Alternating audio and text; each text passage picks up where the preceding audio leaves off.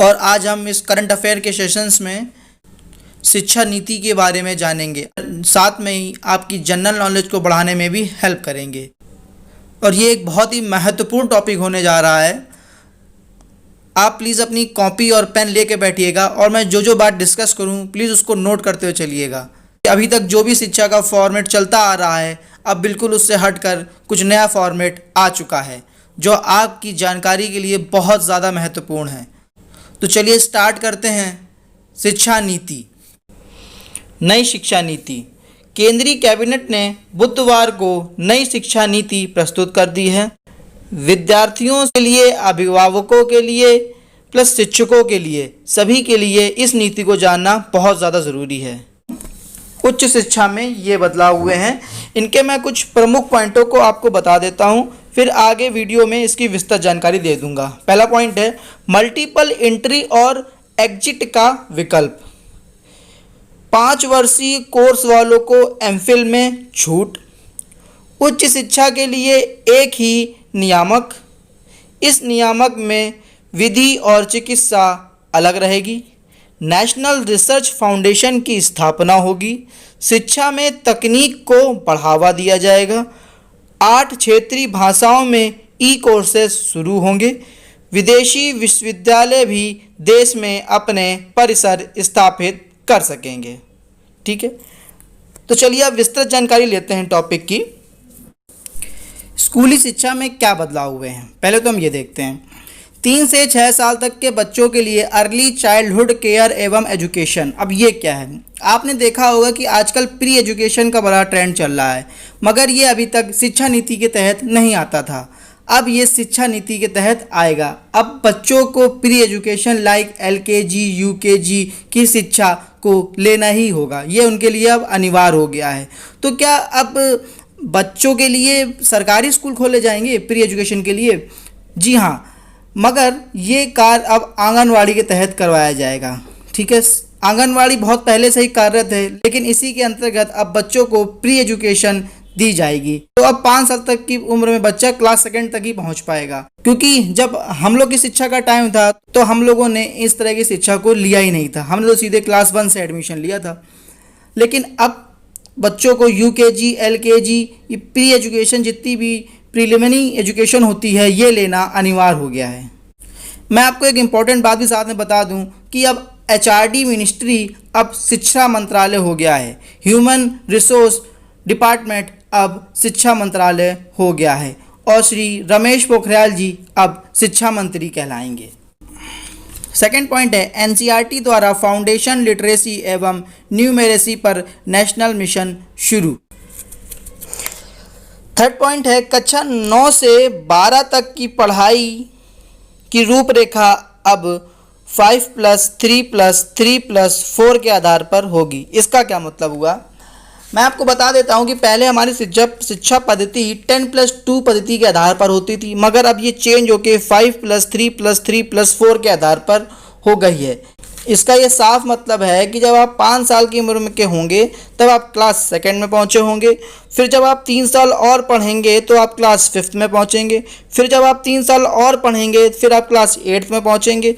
फिर आप 4 साल और पढ़ेंगे तब जाके आप क्लास 12th में पहुंचेंगे। ठीक है, बच्चों के लिए नए कौशल कोडिंग कोर्स शुरू। अब बच्चों के लिए कोडिंग कोर्स भी साथ में शुरू करे जाएंगे, like computer coding. 5th point है extra curriculum activities main curriculum में शामिल होंगी। जो एक्स्ट्रा करिकुलम एक्टिविटीज होती थी बच्चों की, प्लेइंग, गेमिंग, कुछ एक्स्ट्रा एक्टिविटीज़, अब वो मेन करिकुलम में शामिल कर दी जाएंगी।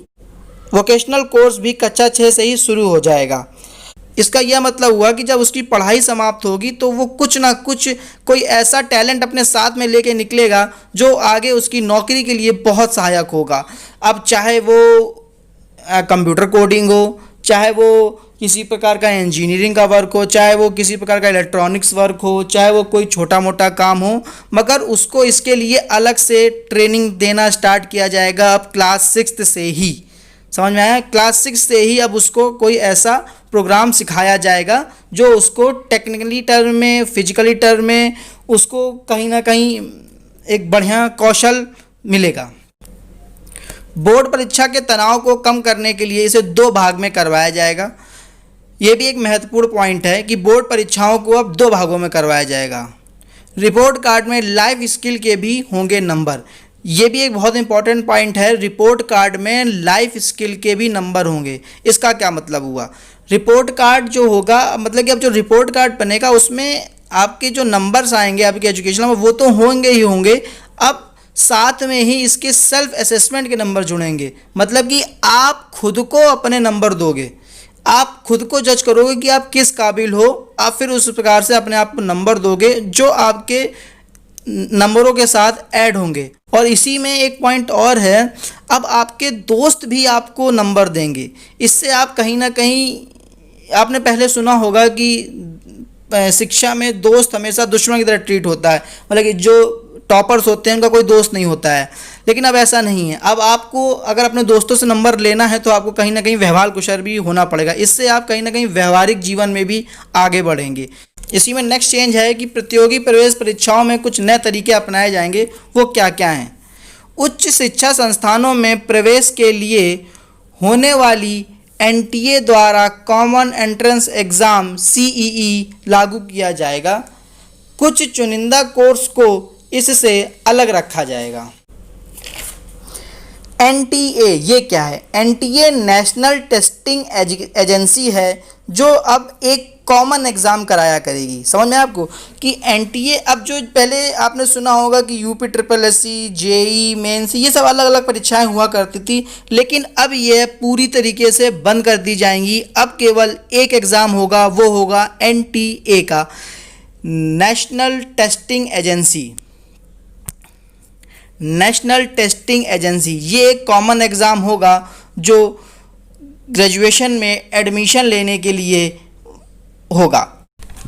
हाँ, लेकिन एक इसमें इम्पॉर्टेंट बात है, इससे मेडिकल और लॉ के एग्ज़ाम अलग होंगे। नेशनल टेस्टिंग एजेंसी इसकी अलग से व्यवस्था करेगी जिसके तहत आपको मेडिकल और लॉ का एग्ज़ाम देने को मिलेगा। स्कूल के बाद वयस्क शिक्षा पाठ्यक्रम भी होगा। वयस्क शिक्षा पाठ्यक्रम के लिए स्कूलों के समय और सार्वजनिक पुस्तकालयों के समय से अलग स्कूल परिसरों का जो भी उपयोग हो सकेगा किया जाएगा। सामुदायिक कार्यक्रमों के लिए भी स्कूलों का उपयोग करने पर विचार किया जा रहा है। नेक्स्ट है, स्कूल स्तर पर प्रत्येक बच्चे को कम से कम एक वोकेशनल कोर्स, व्यावसायिक पाठ्यक्रम जिसे हम कहते हैं, सिखाने की व्यवस्था करी जाएगी। 6 से 8 के दौरान ही उसे व्यावसायिक कोर्स जैसे माली, कुम्हार, बढ़ईगिरी, बिजली का काम, ये सब सिखाया जाने लगेगा। और इसकी ट्रेनिंग के लिए उसको वहाँ के विशेषज्ञों के साथ 10 दिन काम करने का मौका भी मिलेगा।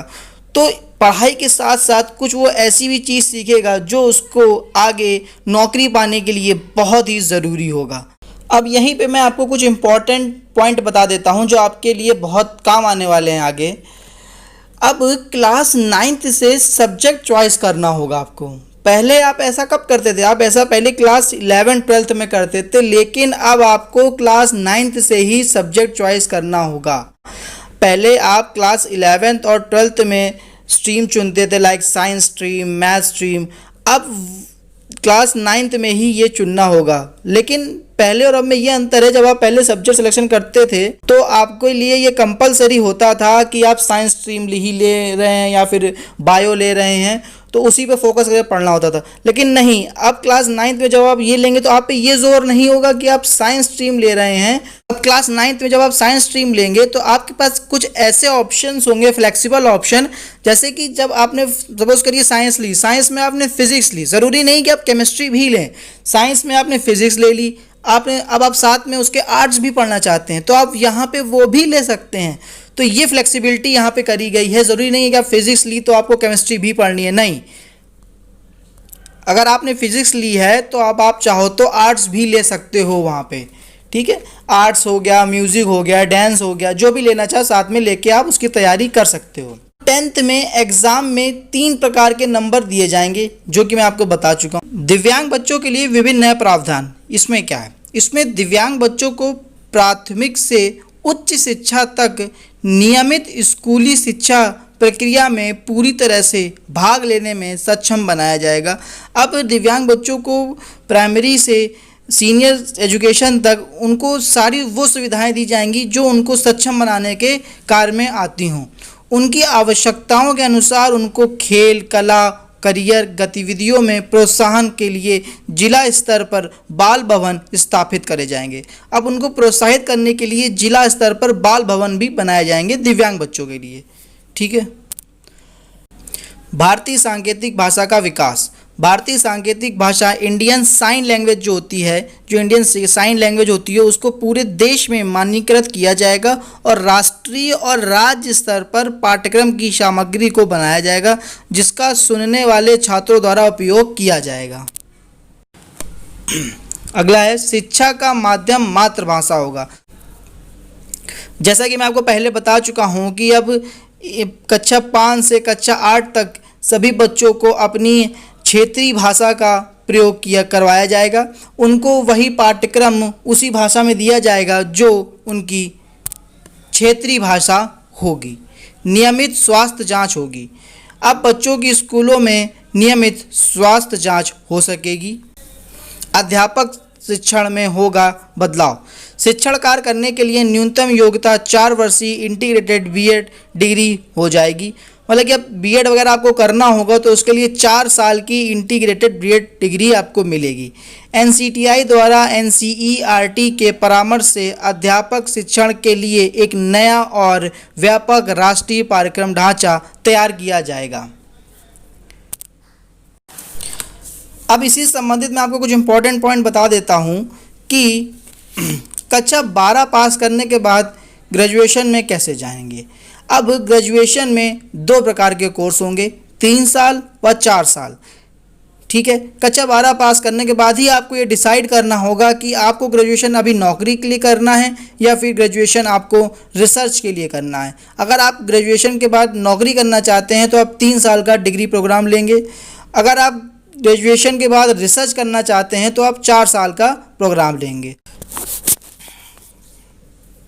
मैं आपको समझा देता हूं कि 3 साल का ग्रेजुएशन प्रोग्राम होगा जिसके बाद आपको डिग्री मिल गई और आप पास होकर नौकरी ढूंढने के लिए निकल गए। और जो 4 साल का डिग्री प्रोग्राम होगा वो रिसर्चर्स के लिए होगा। ठीक है। फिर इस प्रोग्राम को करने के बाद अगर आप मास्टर्स करना चाहते हैं, 4 साल के प्रोग्राम को करने के बाद अगर हम उसमें ही मास्टर डिग्री लेना चाहते हैं तो केवल 1 साल की पढ़ाई आगे करके आप मास्टर की डिग्री ले सकेंगे।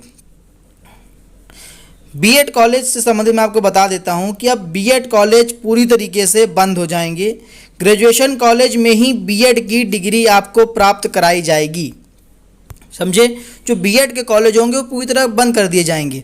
जो ग्रेजुएशन जहां से आप कर रहे होंगे वहीं से आपको बीएड की डिग्री प्राप्त कराई जाएगी। जैसे सपोज करिए आपने 3 साल का ग्रेजुएशन यहाँ पे किया, अब 1 साल का आगे का बीएड का कोर्स करके 4 साल का पूरा आपको एक बीएड की डिग्री दे दी जाएगी।